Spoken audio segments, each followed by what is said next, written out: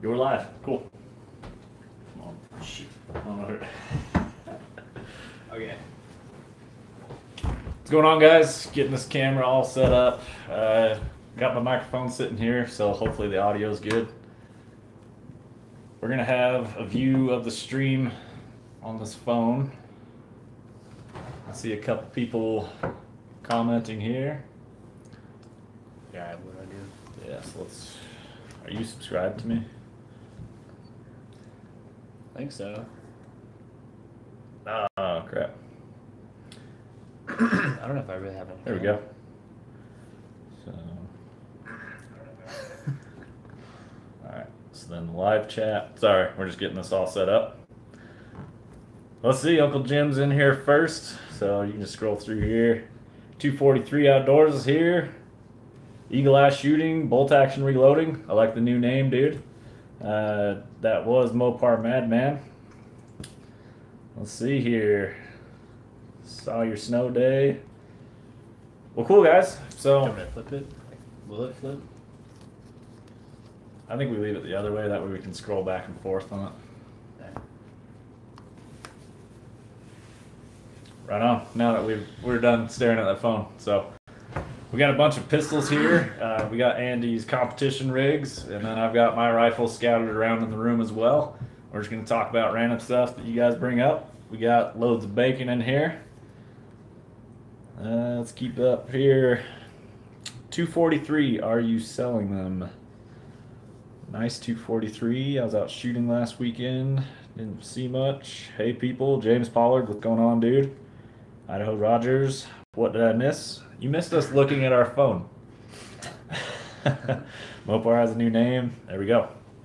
So yeah, we can talk about whatever you guys want. We can talk about competition revolvers that have been all slicked up. I put up a video a while back on these, and if you're new to the channel, you probably might not have caught that unless you went back and watched it. But these things are badass. Andy is a 2-time state champ here in Utah on USPSA. So, Eagle Eye Shooting, what's going on, dude? Currently in cold Kansas. I thought you were Californian. I thought you were stuck out there in California and you can't get ammo. So, but yeah, I got some news as far as my Tikka build goes. If you guys did not know, I did choose a caliber for it, and I got the dies for it here. And I went with Hornady dies. I'm gonna make a video specifically on this about why I chose Hornady. But the new 243 is going to be a 7mm Winchester short mag. So there's the big surprise, big reveal. I'll reveal that in a video as well. Currently, it's still a 243. Still got the regular Tikka barrel in there, little sporter barrel. Tikka Action is a Boyd stock with the SWFA fixed 20 power MOA. Lots of good stuff there. But I'm excited to tear this thing apart. I'm going to do the last part of my How to Reload 243 series. We're going to finish up with those Sierra 100 grain Gang Kings, and then we'll go out and shoot them, and then it's time to take the rifle apart. So, Right on. so dude, you went to a steel shoot. How'd that go for you? We're pretty good. Me, my dad, and our buddy Roger shot Steel Challenge, just a little small local USPSA Steel Challenge match, and went pretty good. I shot my TR8 with a pretty light Steel Challenge pet load that we made for it, but everything shot good, worked out sweet. Wasn't too cold. My dad actually got DQ'd for dropping his gun. It's okay to talk about now that it's over. Wasn't so funny when it happened. Never is, but yeah, he got a new holster and his gun fell out and he got disqualified. So people might not know that in a shooting competition, like even something just kind of low key, if your gun comes out of the holster, hits the ground, if you lose control of your firearm, you get in trouble for that. So you definitely don't want to have your gun fall out in the dirt, which happened to his dad, unfortunately. Yeah. But, it helps you learn from your mistakes, and it helps you remember why you buy the good gear that you do, like a nice quality holster. And definitely double check before you bring it to the range that it's going to function correctly. His was a newer expensive double alpha holster, and he just didn't quite have it adjusted right for that gun, and he was in a rush, and it caught up to him. But Sean Tucker says, thanks for answering my question. Yeah, no problem, dude. I go through my comments pretty regularly, and I try and respond to almost every single one. I don't know if that's like to an annoying level for some people, because a lot of people comment on most of my videos, and I will respond to them on most of my videos. But I feel like it's kind of the fair thing to do. If you're taking your time to respond to me, I'll take my time to respond to you. I just think that's fair. And I like talking with people on here. That's one of the reasons I'm doing the live chat here. So it's good to just kind of hang out with you guys and get kind of a flow going. I like how the chat rolls through here. Timothy Robinson, what's going on, dude? Let's see. Yeah, these guys are all just kind of saying what's up to each other. So let's see what else is going on in the pistol world. What big events are coming up this year that you think you're probably going to go to? This year, we're pretty set on going to Mesquite. They're going to hold the Southwest Regional I-Corps match. I-Corps is all revolvers, so you'll have open revolvers, limited, 6-shot, classic division, and we shot it last. I can't remember now. Not April. Yeah, I think it was around April. Anyways, it was a really good match, really fun. Had about 110 shooters, so turned out to be really fun. They're going to have the Southwest Regional there, and they're also going to have the IRC there around November, I think. So that'll be awesome. Pretty close to us here in Salt Lake, and Mesquite's a fun place to stay. So looking forward to it. Mesquite, Nevada. It's down between St. George, Utah, which is in the very southern corner, southwest corner. And you've got Mesquite, and then I-15 takes you over to Vegas. So kind of an in-between, but it's just out in the middle of the desert. Got a bunch of casinos and stuff out there. It's a cool area if you've never been there.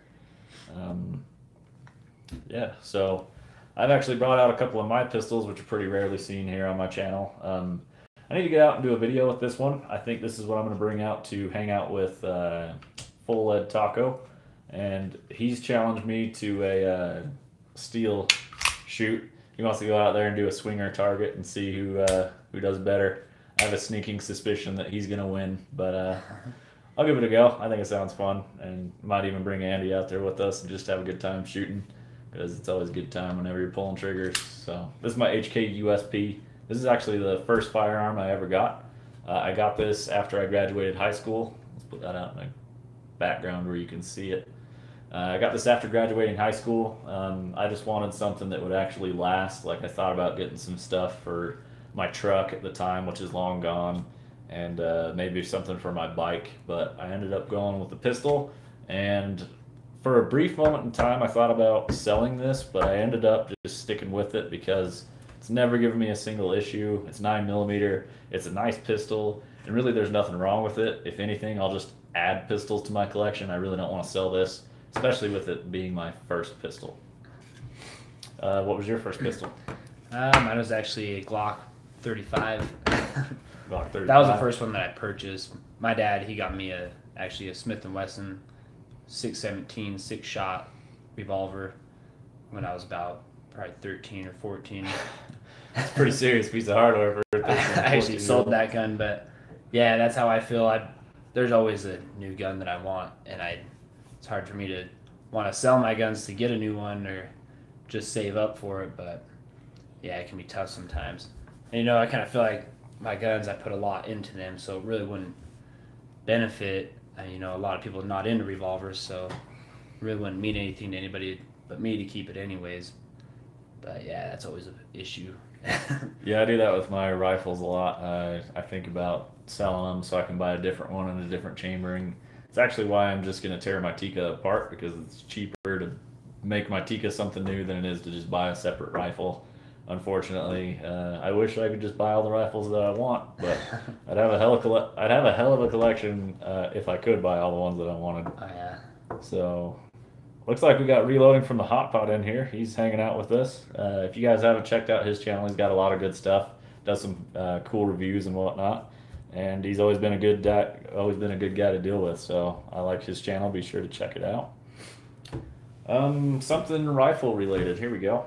Uh, I've been thinking about doing a how to clean your rifle video, but outside of that, I recently picked up an actual like high grade cleaning rod.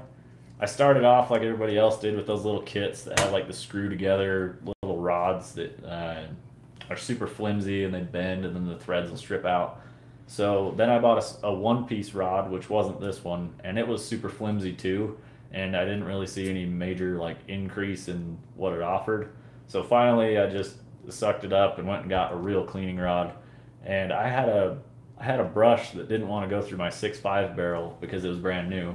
This is my first time cleaning it, so the brush got stuck in the chamber and actually bent with that flimsy rod because the whole rod had bent and it forced that brush in sideways and it messed it up. So I took it out of there, straightened it out, went to the store, got a real cleaning rod, and this thing's way better. So if you're thinking about getting a cleaning rod, this thing was like 25 bucks, 27 bucks. It's money well spent. Try and skip the middle step like I did. I bought the cheap version of this, and it's nowhere near the quality of this. So I did So, buy a rod that is small enough to fit in my smallest rifle. So keep that in mind. That way I don't have to buy one for every caliber. Like they make some that only fit in 6 millimeter and up, or 30 caliber, or whatever. But I go all the way down to a 22. So I wanted to make sure I got a 22 cleaning rod, and then I can fit that through all my bigger bores. Sorry, man. What were you gonna say? I was just gonna say so you take this piece off and stick it down in your action. Yeah. So this little guy right here is a guide. I can actually put that up close to the camera because it'll reach. So that's a little guide, and the idea of it is this goes into your chamber, and it helps the edges of the steel rod not hit your grooves and lands as it goes through your bore. Keep it lined. So it's not like scraping along your barrel and possibly messing up the throat of the barrel. And so as you push it in, it's got a little O-ring up front, and it just slides on back, and then when you pull it out, it's not a problem at all. So that's what that little guy's there for. Cool. But yeah, you can also get bore guides. I was going to buy a bore guide, but I wasn't sure if the one at the store I was at would fit my Tika. I need to do a little more homework on that, so I'm not buying the wrong stuff. But let's see what these guys are saying. I like the snakes. They do a good job. Don't have to worry about damaging your crown. Cleaning rod is important though for squib loads. Yeah, you got to watch out for those. Have you ever had a squib load Oh without yeah, reloading? yeah. We've got a little brass rod called the squib rod. We've used many times to knock out. I haven't had too many squibs. I don't think I've actually had one, but my dad and my dad's buddy, he's had a few. One time we've knocked multiple bullets out of one barrel, which you could do with the revolver. That's what's dangerous about it. If you get one stuck, the cylinder will still turn. You can still shoot the next one. So Yeah, that's scary. Yeah. sometimes what'll save guys is just that cylinder to barrel gap. Most of the gas will escape out, but yeah, it can be dangerous. Let's see here. You saying you're looking for a scale? Yeah, I am looking for a new powder scale. I'm gonna get that like I think it's like $30, $35. It's the WAOAW, so it's the cheap one off Amazon, but it reads into the hundredths of a grain, so it's gonna be a little bit finer measurement. My scale right now is at Frankfurt Arsenal, and it's basically trash. It's not helping me for what I'm trying to do with the precision reloading. I've heard nothing but good about them, so I'll try it for 35 bucks. If that doesn't work out, I'll probably end up getting like a Charge Master, which is an automatic dispenser for powder and scale and whatnot, and that'll just make things faster for me when I'm reloading. Speaking of cleaning, after how many rounds do you remove the copper? 100 rounds, 200? It depends on my rifle, and it depends on how it starts shooting. Like my AR, I took it apart the other day. I tore the receiver apart. We trued up the receiver where the barrel mates up the receiver. And then I stripped all the copper out of that while we did that. So I had it completely tore apart, cleaned it all up, and put that back in. And that thing had quite a few hundred rounds in there. Um, I did clean out my old Uinta for Uinta Precision. They asked that I did that for them. So I did that and to see if it made it shoot any better. Let's see here. I have one for all the calibers I own. The most expensive was for the 17 caliber rod. Go figure. Yeah, least amount of material costs the most. I hate when that happens. Uh, let's see. What's my opinion on barrel break-in? Basically, if you have an expensive barrel, I don't think you have to break it in. Like a Schillen barrel, like the match barrels they use in the Uinta Precisions, those are hand lapped from the factory, and I don't think you really have to break them in. I mean, you're gonna foul them up and get a little bit of copper jacketing in there, but there's not like a. I don't. I don't like the idea of lapping a barrel. I mean, you're just wearing out a barrel. You're basically running grit through it and kind of scratching it all up. So basically, I shoot it, keep an eye on it, keep it clean, run a brush or two through it, but I don't do anything too fancy. I basically just shoot it, and if it groups good, great. If the groups start falling apart, clean it, and then see how it shoots after that. Nothing too wild with it. I do watch a lot of videos about how to do barrel break in. Like I watched Long Range Shooters of Utah. He interviewed a couple barrel manufacturers asking about barrel break in, and I believe he talked to like John Krieger, a pretty old guy who I think he is the owner of Krieger Barrels. And that guy seemed to say nothing like don't do anything to break in a barrel. He basically said that was a myth, and I mean he makes barrels. I'm going to take his word for it. So let's see here. Recommend getting a bore scope. That sounds like a good idea. I wouldn't mind getting one. Unfortunately, just kind of bullets and powder, more reloading tools. It's a fine balance, but it always seems to turn into bullets and powder. So don't let me take over, dude. Oh no. You got anything else going on? Olympic shooters don't clean their rifles. I don't know any Olympic shooters, so that's pretty interesting. Hello from Alberta. What's going on, Richard? R. Colborn. He actually helped support my channel and he bought some stickers, and I was happy to get those sent out to him. He's up there in Canada, so I'm actually an international sticker dealer. So that's kind of cool. I appreciate that, dude. It really helped out.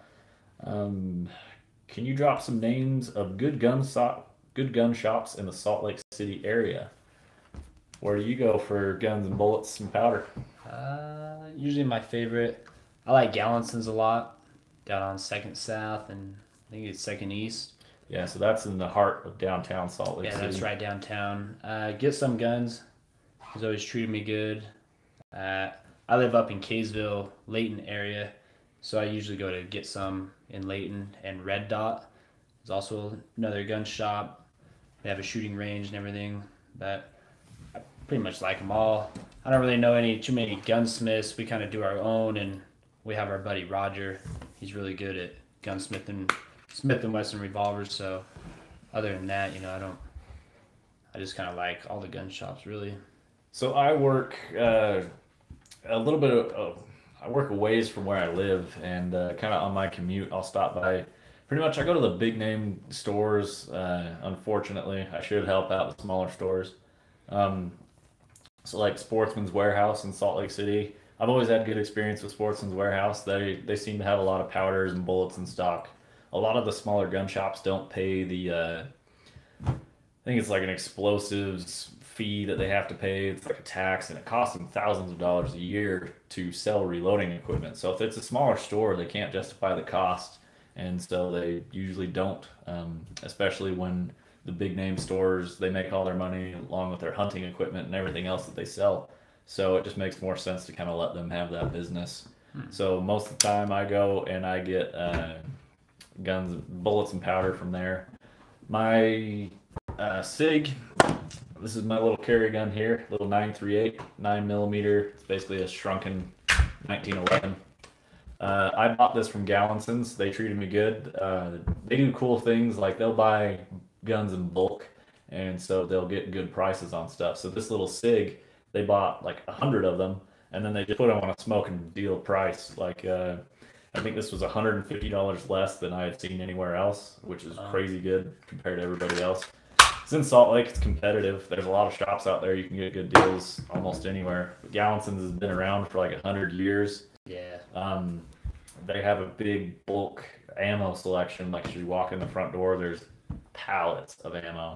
When the big 223 shortage came around, their front room was still full of 223.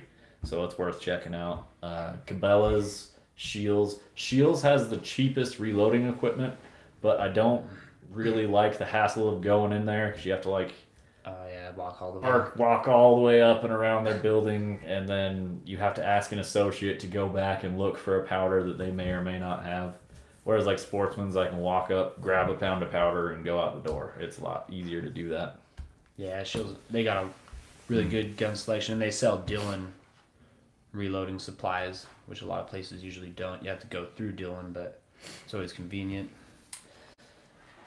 Good rule is when you see the group start to open up, it's a good time to clean it. That's true.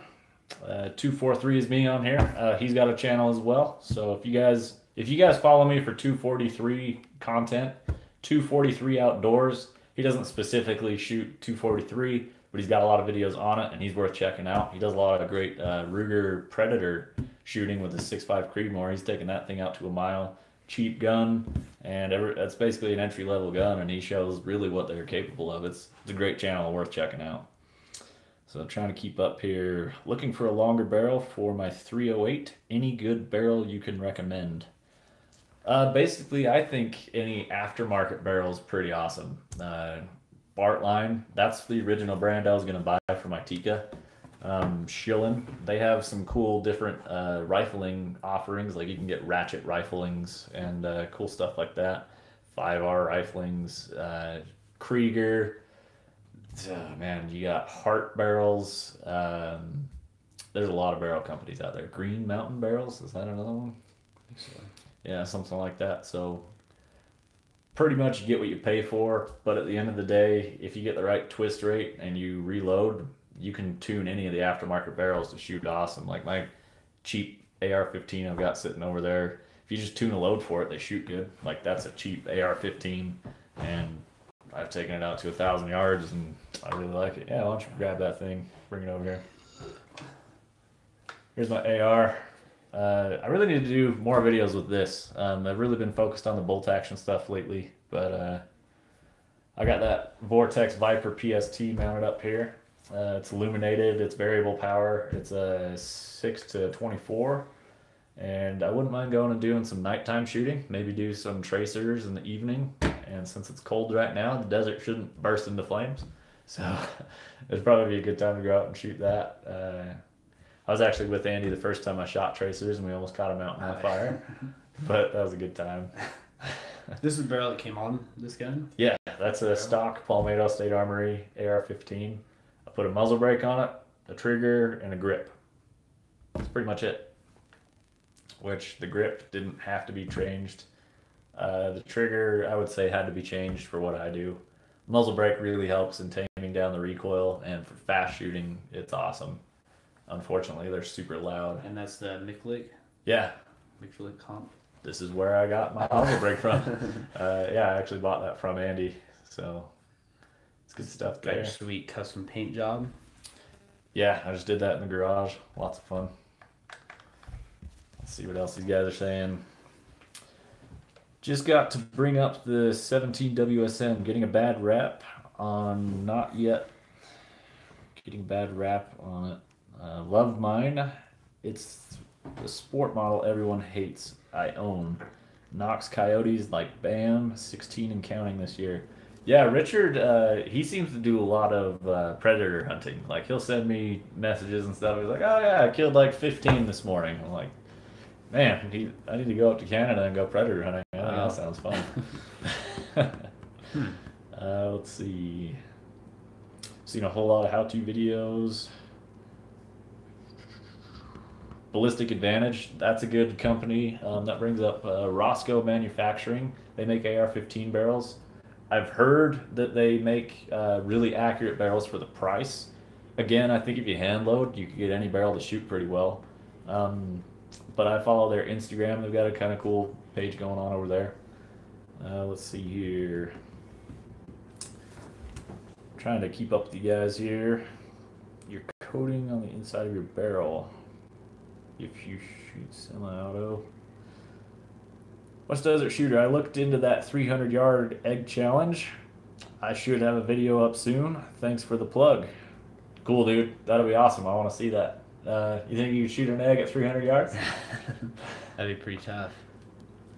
Should we have to do get dialed in first. Should we do like a pistol challenge, like shoot an egg at 50 yards with a revolver? That'd be a tough shot.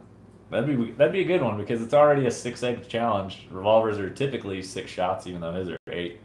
But that could be kind of fun. See how many eggs you could shoot at 50 You get yards. 6 shots. That's this 300-yard challenge. You Yeah. get 6 shots. So at the 243, I was shooting 300 yards, and you get a zeroing on a target. You have an unlimited amount of shots to get zeroed in.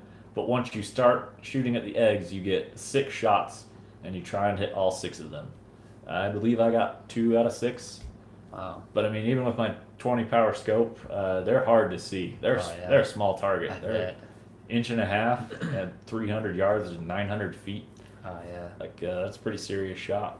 I actually brought my brother out, and he actually clipped 1 out of 3 that I let him shoot at, so he did pretty good. Let's see. Jim Pepper says yes, more AR vids. Another great channel. Jim is wanting to get into reloading. He hasn't quite got there yet, but I can't wait to see the day that he does. Be sure to check out Jim's videos. He's out there shooting ARs, doing ammo testing. If I'm not mistaken, I think he has a ballistic advantage barrel, and he does a accuracy test on that video. So if you're interested in that, check out Jim's channel. And that is Jim Pepper. He's hanging out with you guys there in the comments. Eagle eye shooting. It's like dusting your bullets. Very, very little is needed from what I've read. I think it sticks to the bullets. Heat resistance. So he's talking about a lapping compound that you actually like vibrate, tumble onto your bullets, and it helps break in your barrel. So I think molly coating, or is molly to make them slicker? Molly might be slicker. Yeah. What is lapping exactly? So lapping is when you get into your barrel, it's basically like sanding it. So you take the really sharp edges, maybe you have a little burr cut into your rifling or something. Yeah, and so you run a brush with lapping compound, and it'll smooth it all out and get it ready and nice pristine bore. But you're removing a finish. Yeah, basically you're removing the finish and just a tiny bit of material, and so basically you can shoot your barrel and clean it a bunch of times, and Probably smooth out. yeah, you can smooth it out by shooting it.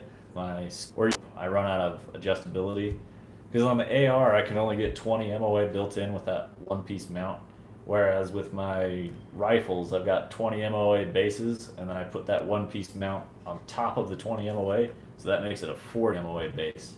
So when I zero the scope, it's like adjusted way up, and so when I go and shoot long range, I have way more adjustment to shoot and really reach out there. Makes sense. Which is why that scope is on the my Uinta Precision right now. Originally, I was going to run that Viper PST on there, which I will at some point. But this has the 20 MOA mount on top of the 20 MOA built into the Uinta Precision. So this is going to allow me to shoot out to 1 mile. The 6.5 Creedmoor really starts slowing down around 1,500 yards and starts dropping off fast. So you really need your adjustability. It's funny, once you get way out there like that, the adjustments ramp way up. So like at 500 yards to 600 yards, there's maybe 2 MOA difference, but at 1,500 yards to 1,600 yards, you're dropping like full 8 MOA in that distance. Wow. That's not an exact number, but that's just an example of what I mean. Eagle Eye Shooting is saying it's HBN coating. Okay. I'm aware of stuff like that. I haven't messed with it at all. Like I say, I'm not really worried about lapping the barrel and whatnot. Operators Anonymous, buddy of mine, pushed his 20-inch 308 ballistic advantage barrel to 1,600 yards. Tried it myself, but was too dark to spot impacts. Pushed it past 1,000 yards a lot. You're lucky you can shoot as far as you do. Definitely. I'm aware that not a lot of people can go out to the desert like we can and shoot as far as we want, which is one of the main reasons that I make videos and I share it. I know a lot of people like them and check out the videos. Almost any time I put up a long-range shooting video, it far surpasses my reloading stuff, which I get. It's a little more action, a little bit cooler to watch. Not as nitty-gritty, as detailed in the reloading stuff, but I really enjoy watching reloading videos, so I want to contribute to that market as well. Basically, I try and contribute what I like to watch. I try and make my own version of what I like to watch. So Uh, we need to strap a GoPro to you on your on one of your competitions. Get you out there. Andy shoots handgun competitions. What are some of the different divisions that you shoot in?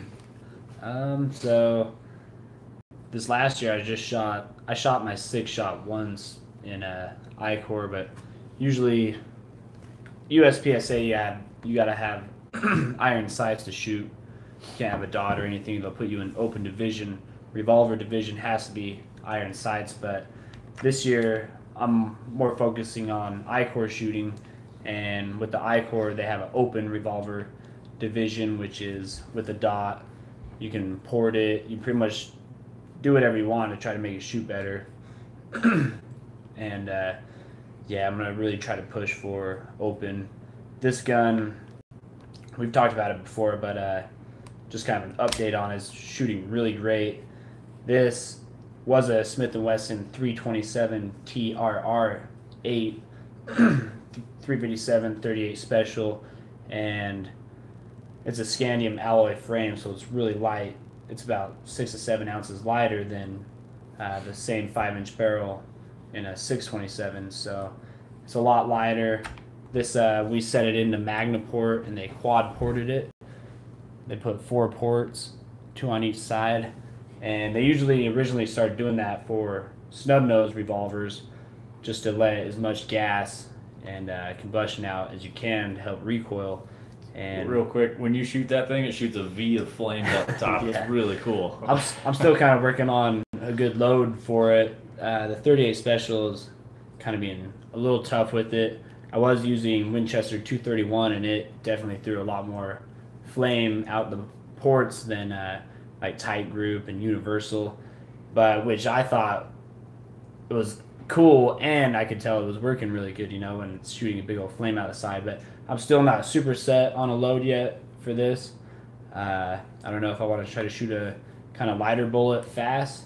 So that's what usually guys kind of do with a major gun, like a 9 major 38 super. It's a really light bullet going super fast, and they usually got the ports and comps help reduce recoil. But yeah, I'm still kind of working on a load, but this is definitely what I'm going to try to focus on for this year. Shoot this in the regional and the IRC. So you tend to like your bullets light and fast, and your dad likes to shoot heavy and slow, right? Yeah.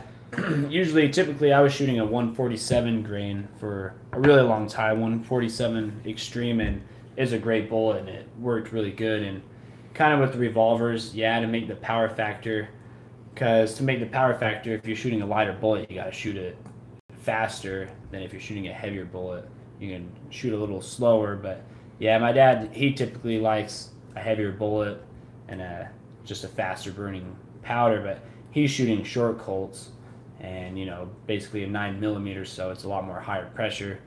38s are kind of, it's not really a high pressure round, so messing around with the powders, you don't want too fast a powder, but 231 for a really long time is a really good 38 special revolver powder. But I've been messing around with Tight Group. Tight Group's been really good. I feel like Tight Group had a lot of gases coming out, but yeah, I still need to play around with the load. How many grains of powder do you load up in like a 38 special? This, I was doing 5.5 grains of 231, and with the 147 Extreme, it put me at about, I think it was about a 132 power factor. And this is a longer barrel. This is a 6-inch barrel versus that. And I shot that same bullet in this gun last weekend with this chronograph, and it was about a 120 power factor, and it's a 5-inch with the ports, so I think that had something to do with it. But yeah, I definitely need to get working on a load for this. Hey, real quick, Eagle Eye Shooting, I saw that roll through, man. He just sent $30 my way. He says, I would like to buy you a box of 7mm bullets. 7mm bullets will be an awesome build. Hey, dude, I really appreciate that, man. That's and I'm cool. definitely going to go out and get a box of 7mm bullets with that. So when I shoot those, I'll definitely give you a shout out in that long range shooting video as well. Right here, if you guys aren't following Eagle Eye Shooting, he does all of it. He's got the cast lead stuff. He's got long range shooting, and he does precision rifle reloading. He's a great channel over there. Good positive dude. Be sure to check him out. And I really appreciate that, man. So Yeah, big cool. shout out to Eagle Eye Shooting over there, even though he's stuck in frozen Kansas right now. Operators Anonymous is saying in Florida, there's a range out there that goes to 900 yards, and they're making it to work. They're making it to be 1,300 yards. Last year, that's a pretty long ways. I've never been to Florida. I'm not sure as far as the landscape. All I know is stuff I've seen on TV. I imagine there's just crocodiles and swampland everywhere, and then Miami with naked women running around. So Yeah. maybe we need to go. Yeah, You want to go to that'd be Miami? fun. Go. Yes. I see a lot of people like on Instagram that run precision rifles and they go and hunt like alligators, and I'm like, how far away are you shooting this croc? They Like, shoot their head in the water. yeah, like they run a rifle like that, big scoped rifle, and they're all proud when they shoot an alligator, but it's like they're not a hard target, are they? Maybe that's why they shoot them far away. Maybe on the boat. They got a little target just challenge. bobbing through the water. I don't know, man, but that's really interesting stuff. It's funny. I've seen a few pictures of it though, and I'm like, I didn't realize this was a thing. Let's see, what is power factor? Why don't you tell these guys what The power factor is it's a measurement of just a minimum bullet. It's your bullet weight times your velocity, and they just try to keep everybody at a equal playing field, so you can't shoot a super light bullet. So at bigger matches, what they'll do is they'll actually have someone come around and they'll pull some bullets off of your belt or your shooting bag or whatever, and they'll actually take those, and you'll have to go to a chronograph stage, and you'll hand them your gun, and they'll take your bullet that they got, and they just make sure everybody's shooting. For ICOR, it's a 120 power factor for everything, open revolver, limited, or major power factor. I'm actually not sure. ICOR, I think, is a 140 major power factor, but USPSA is a 125 minor power factor. So when you're shooting revolver division is a minor caliber. Production, which would be what like this gun is, that would be a minor power factor. If you're shooting like single stack or limited, that's a major power factor and open USPSA. So you have to shoot a 160 power factor. So that's what I was kind of meaning. Guys will shoot heavier bullets, like a 45 is a major power factor, a 40, or sometimes in the race 1911s, they'll shoot a 9mm major, and it's kind of a stretched out 9mm to push it more velocity, kind of like a 38 Super. So it's going really fast. This is I've only shot this in a few matches, but this would be a single stack minor because it's a 9mm. So in the single stack division, you can have 10 shots minor or 8 shots major. And what they do with that too is it's a different scoring. So if you're shooting a minor 1911, you have a tighter A zone group on the silhouette targets. Whereas if you're shooting a major, you got a bigger window. You can kind of shoot faster and have a bigger group and score the same or better. So they just kind of try to make it equal out, which just makes sense, and it's really pushes it. My basic understanding of it is it's a way to make it fair for everybody, so nobody can run just super low power loads if somebody has something that shoots really hot. So you can, it's just a way to rank how much power your round is shooting. So if you shoot a heavier bullet, it's basically like pound-feet energy kind of idea. If you shoot a light bullet fast, it has a lot of pound-feet of energy, but if you shoot a heavy bullet slow, it'll hit that same mark at a lower velocity. Like it's kind of like that. It's just a way to even the playing field, make sure it's fair for everybody. Yeah. But you have to tune them to your specific guns. Like Andy mentioned, he dropped 1 inch of barrel on this gun compared to the load that he worked up for that one.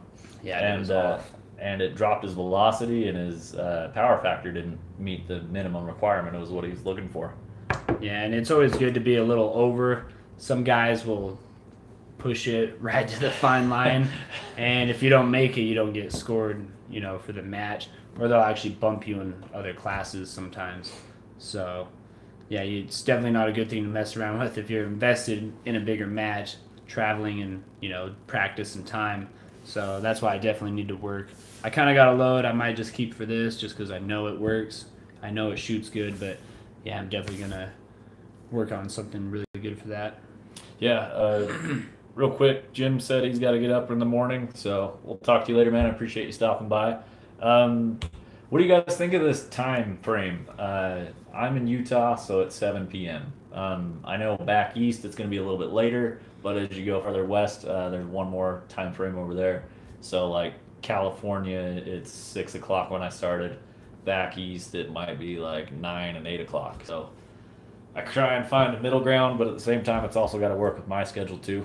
So I think just kind of in the evenings, I don't know. We'll see how it goes. We got like 20 people watching. It was pretty good. I'm cool with that.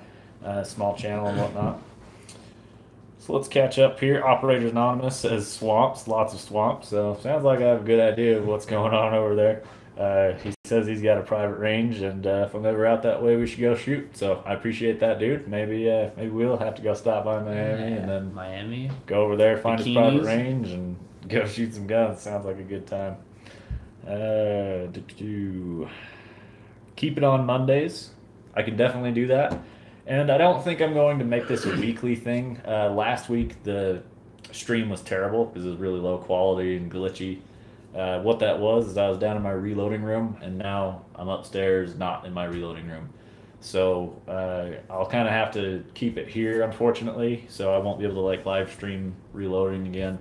But I do plenty of reloading videos anyway. So yeah, we can keep it on Mondays. I might bump it back to like a monthly thing, but if another shooting and reloading channel has a live stream that I'm aware of, I don't want to interrupt that. Like I want all the shooting community to be able to go into one video. Like I don't want to try and compete for airtime on a reloading channel anyway. It's not going to be good for either channel. So anyway, let's see. This time works great for many.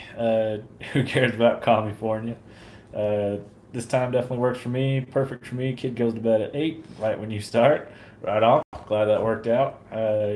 Good for me in PA. Much better tonight. You don't look like a giant pixel. Good with 7 or 8. Well, cool. I'm glad that time works for all you guys. What else we got here? Why don't you hand me that you into precision? Yeah, I was gonna say you could talk a little more about this. Yeah. I'd like to know too. This is my 6.5 Creedmoor, bolt action AR-10 upper. I've done a couple videos with it so far. You guys should be fairly familiar with what's going on with it. Really cool gun.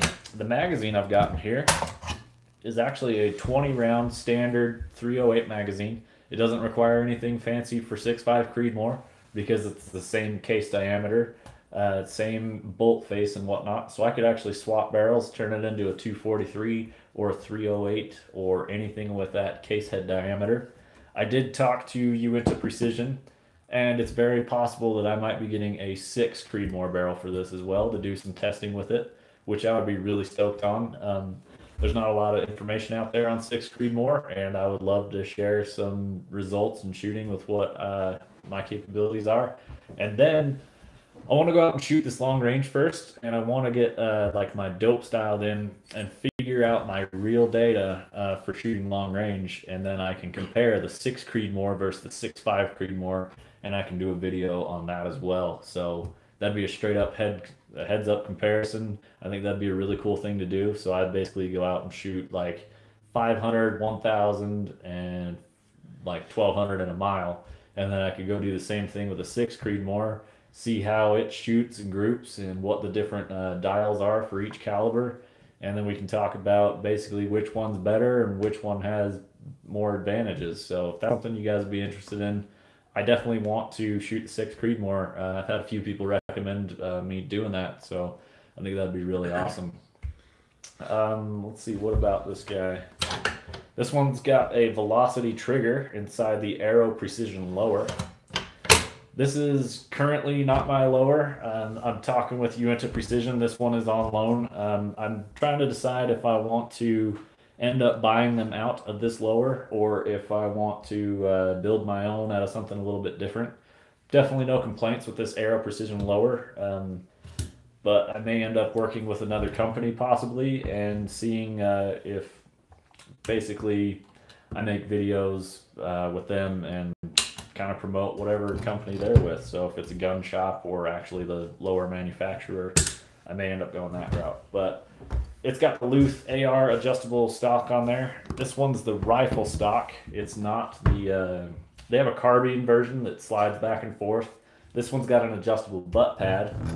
Let's see if I get the right angle. Yeah, so you can see this gap right here. So this one's the adjustable butt pad with the length of pull. Something I noticed on this that was really interesting. Will you grab my AR? The AR-10 lower has got a really interesting feature about it compared to an AR-15. It's not exactly the same. Like if I line up the lower receivers, the grip on the AR-10, sorry, I just had to remember which one was which. So if we line up where the stock is on here, the grip on the AR-10 is in a different position. It sits farther forward, which would give you a longer length of pull to your grip, which I thought was really interesting because it's not the length of the stock that makes the difference.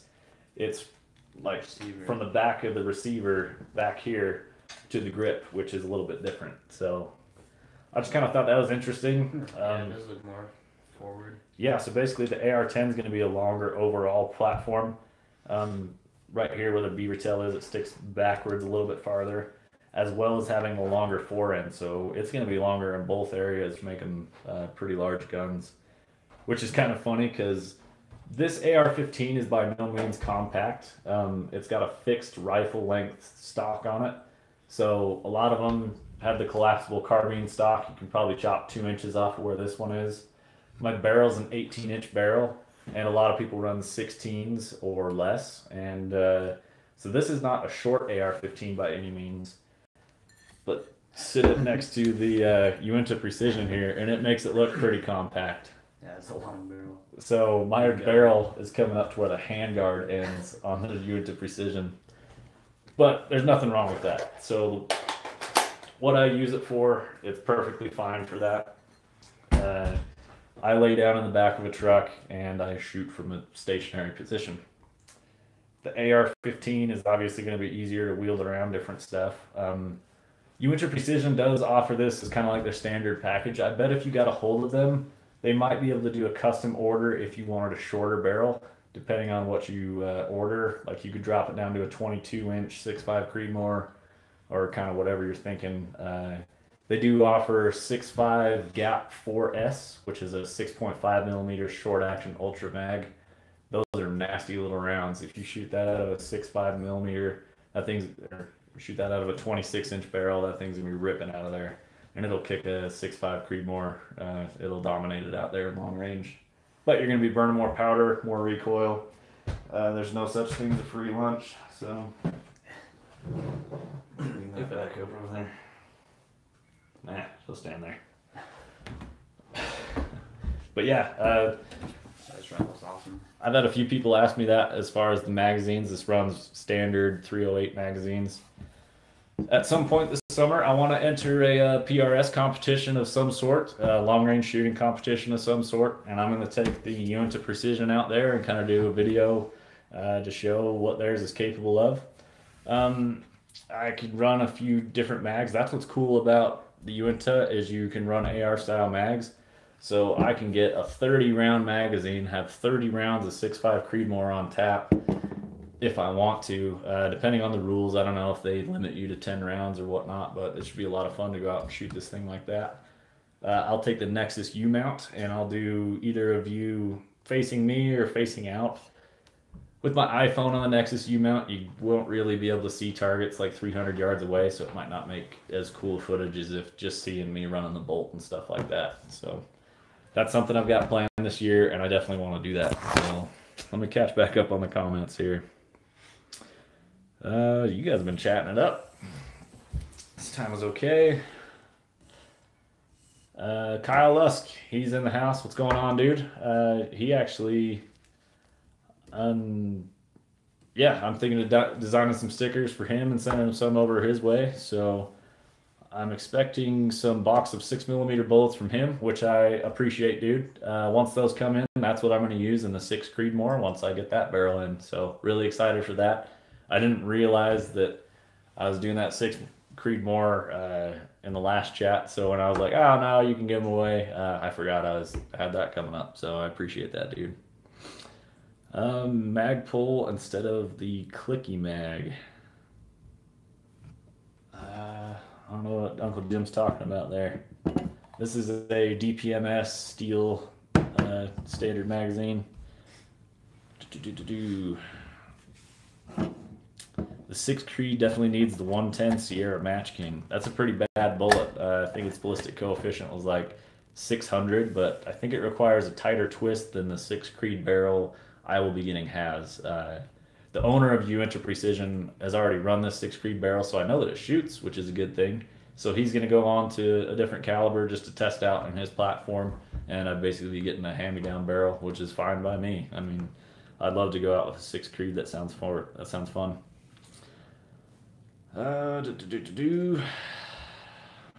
Sorry, guys. What do you think about the Savage Axis 223? 243 Outdoors did a great series on the Savage Axis 223. It's got a 1-to-9 twist, so it semi limits you, but he shoots the 73 grain ELD or 73 grain ELD bullet, and he gets it to stabilize and shoot. He buys a very affordable Savage Axis, puts a very affordable optic on it, and goes out and shoots 1,000 yards with a cheap setup. I can't argue with that. I don't own Savage. Really, the only downside I see to a Savage rifle is that the bolt throw is super high. Like, it's got a lot more bolt throw than this, definitely, or even a Tikka or Remington. That's kind of the only downside I see to them. If you got a big bell on the back of your scope, you might have clearance issues. But obviously, it just depends on the optic and how high you run it and stuff like that. But Bond Precision's a big promoter of Savage rifles. I've seen them shoot really awesome. If I were to buy a Savage, I really want to get a 338 Lapua. I think that sounds fun, shooting 300 grain bullets way across there. But I was thinking about it today, and I may end up going with the 375 Remington Ultramag at some point. It's still so just up in the air at this point. I haven't even built the 7mm, and I'm already thinking about the next project because that's what happens. So, somebody asked me why I run 20 power scopes. I run a 20 power scope because the first Vortex Viper I had was a 6-20. When I would go out and shoot, I would just run it up to full zoom, and I enjoyed shooting it there. So when I got my choice, not a lot of people went with the 20 power. They were scared of the optical quality, but I already grew accustomed to the 20 power, and I just thought it sounded fun to go with. So I just tried it out. I liked it, the first one that I got, and I bought another one for the AR. So it's kind of just, I had one, and then it worked for me, so I stuck with it, and I definitely really like the SWFAs over my first Viper I had. However, the Viper PST, the way this one's set up and optioned, fixes everything wrong with my first Viper. I didn't like that the turrets didn't match the reticle. This one does. It's got a way cool reticle. It's got the EBR2C, I believe it's called. So that's what's going on there. Take it away with something else, man. Is this the same scope you have on your AR? Yeah. So exact one. This mount is actually, I bought it for my AR, but it's got the 20 MOA built into it, like I was talking about earlier. So when I want to do the real long shots, I put it onto my rifle that I want to do the really long shot with. So this one's got a one-piece mount in it on my AR right now, and then I've got a set of standard 30mm rings on top of the Tikka. So the Tikka has 20 MOA base on it. This has a 20 MOA base. That one-piece mount doesn't have 20 MOA. If it did, I would have just ran it on here and gone with that. But when I get out to the really far shots, I need the crazy amount of adjustment that I end up going with. I think with this setup, I get like 85 minutes of adjustment for the super far shots, which is a crazy amount. Plus the extra 30 that I have in the scope reticle. So I could go out to 115 minutes, something like that. So let me cruise through the comments. Let's see what you got here. You want to talk to anybody here? I just took mine out to 1,000 with the 73 ELDs. Yep, that's 243 Outdoors. If you're looking at the Savage Axis, check him out. Kentucky Patriot, what's going on, brother? Appreciate you stopping by, man.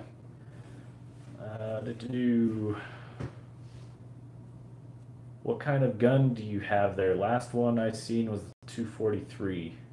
Are you talking about this guy? This is a Uinta Precision UPR-10, which is the Uinta Precision Rifle 10, because it's on the AR-10 platform. We went over that, so I don't want to keep going over it. I just barely covered it. Let's see. You got a question for all you pistol aficionados. Any thoughts on the FN57? Andy's the pistol expert here, so I'll take his opinion here. I'm not too savvy with some of the newer guns. Is a 5.7 the really fast little bullet? Yeah, it looks like a little mini 223. I've heard they're pretty cool guns. They're high capacity, but yeah, I've never shot one. I don't really have any experience with it. They look like really neat guns.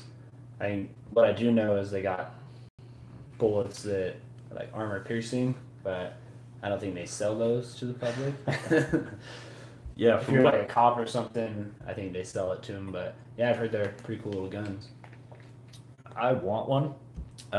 Everything I've heard about them has been really good. Like you said, the high rounds count. They hold like 24 rounds or 27 rounds in a pistol like this size. And basically what they did is they shrunk down a 223 basically. It's still a center fire round. It shoots a 5.7 millimeter bullet.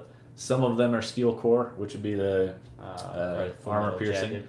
And they shoot like 40 grain bullets or so, and they come out of there just ripping out of that pistol. Wow.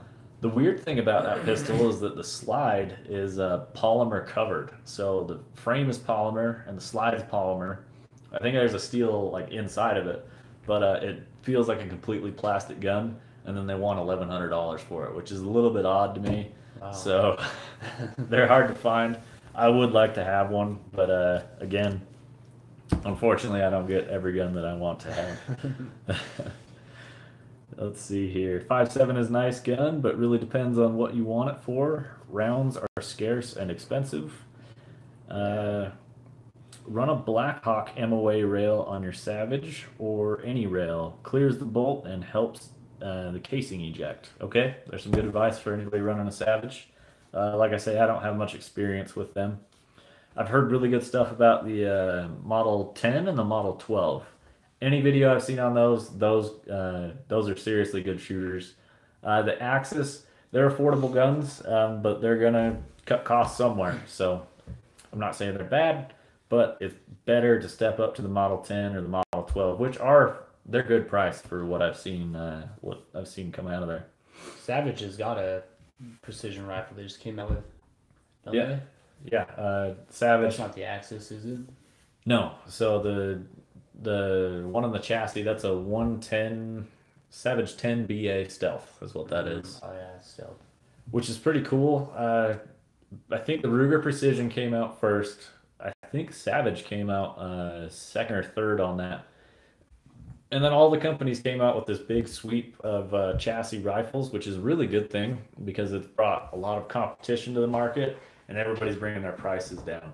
Ruger did theirs at a great affordable price of like $1,000. I know the Howa chassis rifle. I was talking to a dude today on Instagram for $1,000. He got his rifle.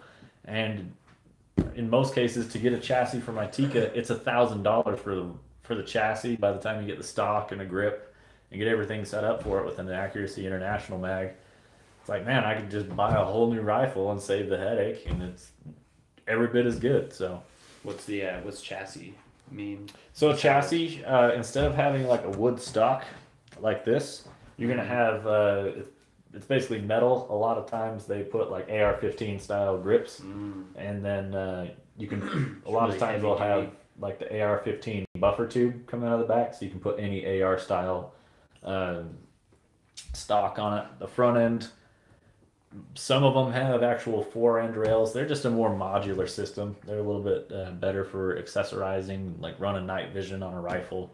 Like my Tikka, there's nowhere to mount night vision in front of that, so you can't do that. Somebody asked me here, WDS, are you running first focal plane or second focal plane on your AR? On this PST, it's a first focal plane. Another reason that they got that right, the first Viper I had was second focal plane. So it was an MOA reticle with, it was a mil reticle with MOA turrets, but it was second focal plane, so it was never really mils at 20 power. So it made no sense. Vortex, I don't know what they were doing there. 243 is out. 243 is me is out. So see you later, man. Appreciate it, dude. Sorry I was late. So we got people going, people coming in. It's all good. Uh, can I hit out to Uncle Jim's targets from where you are? I think he's an hour and a half south of where I'm at. So yeah, if I got the angle just right, I think I could get it up to orbit around the moon and come back down and hit somewhere around his house. So with the new 7 millimeter build, I could do it. But unfortunately, the 9 millimeter isn't getting it done right now. Speaking of, do you want to go out there and do some long range revolver shooting? Yeah. Like I've been told by my buddy Loads of Bacon on here, he wants to see me shoot 1,000 yards with the revolver. You're the revolver guy now, so we'll have to load up some full house 357 mag loads, which is pretty rare for Andy's guns. Usually they get their 38 specials. I think it'd be a lot of fun. Yeah, that would be. I know that you're a better shot than I am. I would really like to see you shoot like a couple 100 yards with it because I've watched him shoot a couple 100 yards with this 1911 here. I think we were at 220 yards and like way close. His groups at 200 yards with this pistol were like a 2 foot circle, like ridiculous. It was freaking awesome. Yeah, that'd be cool. I have a book from Ed McGivern, and he was a really big revolver shooter in the 1930s. He was kind of one of the first exhibition shooters to kind of revive it back and study handgun shooting, but I have his book, and he's got a couple sections on long-range revolver shooting. He used to train like the FBI and everything, but he has stories in there. They would shoot 357s out to like 500 or 600 yards, and not necessarily like pinpoint, but kind of in a 10-foot area of if there was people out there, you could kind of rain in shots on him. But he would do 300 to 400 yard shots with his revolvers. So yeah, that'd definitely be really fun. Let's see. I'm good all the way to 8 yards with my 1911. That's what Lords of Bacon just said. He's the one who's trying to get me to shoot that far. There's a 9mm in 1911 to 45 would have definitely been arching out at a couple hundred. Yeah, so this is a really sweet gun. Why don't you tell them about what you got set up on that thing? This gun, I love revolvers a lot, but if I was to shoot a different division, it would definitely, I like 1911s and single stacks a lot. But this gun I actually bought from Dawson Precision, and they have race-ready guns that they put together, like STIs and everything.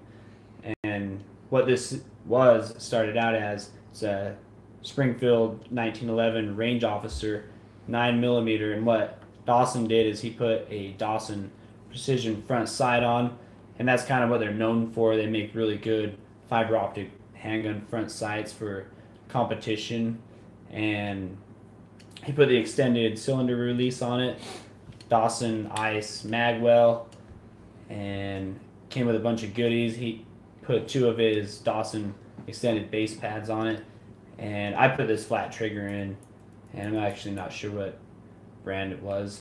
I just wanted the flat trigger because I'm kind of used to triggers being a little further ahead than the stock 1911 triggers, and I run Dawson mags on this.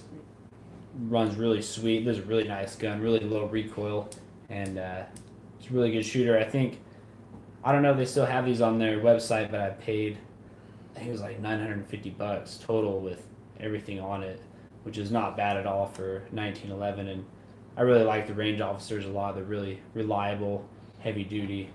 It's really good guns. I like to get one in 45 in the future, but yeah, it's been a really good gun, really fun. So what's cool about this one, like, I don't know if you guys caught that or not, it's a 9mm instead of a 45. Yeah. Which for purists out there, I understand. I'm constantly torn, like, do I want to buy a 45 1911 or a 9mm? Because I've shot his and it is really fun and it works awesome. But I also want the 45 1911. Yeah. The other problem is you need both. I don't own anything 45. I already have everything for 9mm. Yeah. So keep it the caliber the same. 9mm makes a lot of sense for me. Real quick, totally changing conversations here. Eagle Eye Shooting said, any chance you'll film your lathe work? Are you squaring the action? I forgot if your new barrel will be fluted. If so, I would like to see how you time the barrel I really wish I had a lathe. So I will be filming the lathe work. It's actually a good family friend of ours, so I will be able to go down there and hang out while we do it. And I'm hoping that he kind of lets me take over the controls for a minute or two, which I'll probably end up leaving that to him. But I will be filming most of the process. The only downside is that he doesn't want to do a video like this. He doesn't mind if I record him, but he doesn't want to basically be on camera explaining what he's doing. So I'll kind of have to do that, and it's just if I say something that's not correct, it's because I messed it up in translation. It's kind of like the old telephone game. But yeah, my barrel is not fluted. I'm not going to flute it. It's a big, heavy profile barrel, and I like the look of flutes, but I'm not worried about it on this build.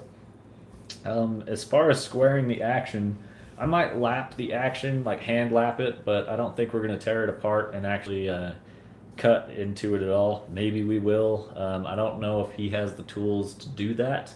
I just don't know if he has the right jig to get my receiver spinning true and cut into it where he needs to.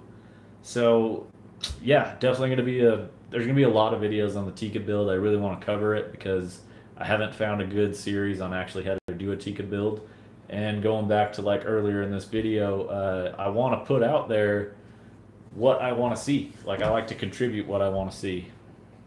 So yeah. Let's see, as a hunting round, would you say 308 outperforms 260 or 6.5? It carries more energy. That's an interesting topic. I think it depends on which range you're talking about. They make a lot of good 6.5 hunting bullets, and they make a lot of good 308 hunting bullets. Yeah, that would come down to range. I would prefer a 6.5 for one very specific reason, and that is its ability to cut through wind. So, I mean, really, you get one shot there. You don't want the wind to blow your shot with a 308. They do make good ballistic coefficient 308s, but you're losing velocity at that point. I think the 6.5 is going to beat it as far as velocity with the good ballistic coefficient. And realistically, 140 grain bullets coming out of this thing at around like 2,800 feet a second. I think it's going to be plenty good. I'd shoot an elk out to a couple hundred yards with that. I'd feel plenty comfortable with that. It's better for the wind because it's faster. It's more aerodynamic, and it will be actually it'll be pretty similar to the 308 as far as velocity, but for the weight of the 308 to keep up with the 6.5, it's not going to cut through the wind as good. So I'd have to recommend 6.5 because I'm up in the mountains. I take long shots, but if you're down in the woods where you're taking like 100-yard shots and whatnot, I'd say go either way. If you have a 308, use a 308. If you have a 6.5, I wouldn't sell it to go buy a 308. I mean, kind of depends what you got going on. But I'm not a super hunter expert. I'd leave that to other people, but that's my 2 cents. My range is only about 6, Kentucky Patriot says. He's saying that's how far he's good with his pistol. 200 yards with a pistol, I'm lucky to hit the target at all. That's me. 200 yards is a long ways with a pistol. Also, pretty much any position outside of standing up, I'm pretty terrible with a rifle. Yeah, it's hard. Yeah. When you get out in the elements and everything suddenly is more difficult. You get down, notice a lot more movement. Operators Anonymous is taking off. It's getting late over where he's at, so I appreciate you commenting in there, dude. It's good talking with you. How much do you hate the 300 blackout?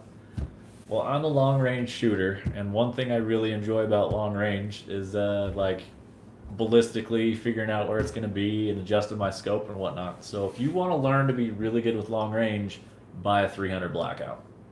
Ballistically, it's terrible. It's going to drop off really quick, and it's going to get blown around in the wind pretty easy. It's not going to go very far, so it's a great learning tool. So I actually really like 300 blackout. Good news is for Uinta Precision, if you want an AR-15 version of their upper, it's in the works, and anything that fits through the AR-15 lower will work with their uppers, and they will chamber it for that. One of them being 300 blackout. They will come with threaded barrels, and it's going to be a bolt action, so it's going to be crazy quiet. If I get a can at some point in the future, I would love to have one of their uppers in 300 blackout with the AR. So you have like 30 round you'd have a 30 round magazine with 300 blackout, be a bolt action with a silencer, and man, that would be really cool. So I like the 300 blackout. I don't have a reason to not like it. It's pretty cool. Let's see here. It's usually an AR round. Yeah, so they designed it to be the same overall length as a 223. It actually takes a 223 case. You chop it off at the shoulder, and then you neck it down to hold a 30 caliber bullet.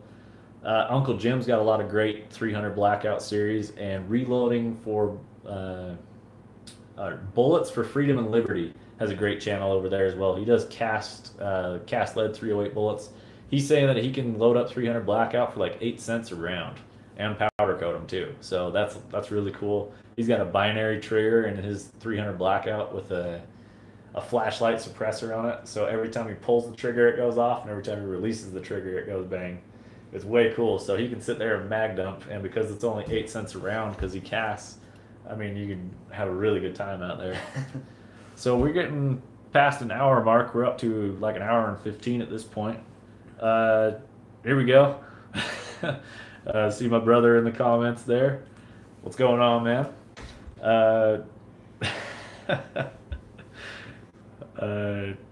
Yeah, so he brought up his 25-06 rifle. Really interesting. Of all the series I've done, the 25-06, I've made 2 videos so far, and we need to go out and keep working on that. It's his 25-06, so if you want to see it, you got to bother him to care enough to go out and shoot it. So I'm always willing to go out there with him. At this point, we need to shoot groups with all the different types of ammo he has to see what his rifle likes. But I've had more requests to get more of those videos done in that series than anything else. I don't know if that's because all my other series I kind of update as I go pretty regularly, but that 25-06, it's kind of a niche thing, but I think people who shoot 25-06 love their 25-06. That's kind of what I'm getting out of it. Which, speaking of, that's a cool round. They shoot up to like 120 grain bullets. Great deer and elk cartridge because it's a 30-06 case that they neck down to 25 caliber, and you could reach out and kill an elk with one of those things. They're no slouch. They're pretty cool. Or you could varmint with them, and I'd say varminting you're good out to like 300 or 400 yards, and those things would just pop. So I don't want to keep this going on forever, guys. I know it's getting late for some people. I appreciate everybody cruising in here and commenting like they did. Again, thanks to Eagle Eye Shooting. I really appreciate your donation there, dude. So everybody go over there and check it out. Fuzz Fork 8, he's got a channel as well. He's got his own unique style of videos, so cruise over there and check his out if you want. He's got some cool stuff on like really old reloading equipment and reloading manuals from back in the day. It's really cool to see like some of the stuff he has. He has like old Sears catalogs where you can order rifles straight from Sears, and when the ammo is super cheap, and it's really interesting stuff. Dusty Bowhunter just got off work. Wish he didn't miss the first hour. I'm actually going to conclude it, so you can go back and watch it. Unfortunately, you don't get to be a part of the whole chat. So, well, cool, guys. Thanks, Andy, for coming out and hanging out with me, dude. Got a lot of cool content here. I talked a lot of the part of it, but, I mean, unfortunately. No, that's good. It's a rifle channel. I'm going to have to get a rifle going pretty soon. I only have one rifle, and it's an old SKS, so had to have Logan help me set up something sweet in the future. Yeah, we shot his SKS out to like 300 yards out in the wind and open sights. That thing was a lot of fun. That's a cool gun. I mean, I love handguns, but I've always loved rifles, and I like to put something together. I don't know what caliber, what rifle. There's so many choices, but yeah, we could even do like a really affordable build with yours. So we could get you a good affordable rifle, something that's inexpensive. We'll get you a good inexpensive scope like this SWFA, and then go see what it's capable of. We'll go shoot way long out there. So Kentucky Patriots signing off. Any thoughts on the new 224 Valkyrie? I think I'm going to save that for another video, but I do have some thoughts on it. Thumb up it, folks. Good stream. Hey, I appreciate you reminding people to do that. It's up to you guys if you want to like it or not. Whatever. If you're here hanging out, that's good enough for me. So, Idaho Rogers USMC. I'm waiting for you to start posting videos, dude. I want to see you do some reloading and long range shooting or whatever you want to do with your channel. So, sounds good. Shoot the SKS against the MAC 90. Austin's calling you out. He's got an AK that he wants to. Hell yeah, brother. So maybe that's something we got going on. I'll take the AR, put some iron sights on it. You can bring out your SKS, and he'll bring out his Mac 90. All right, bring it. And I'm gonna mop the floor with those guys. So, all right, guys, I appreciate everything. So we'll talk to you guys later. I gotta get up and end this feed. Thanks for hanging out. It's been fun. Right on. Thanks.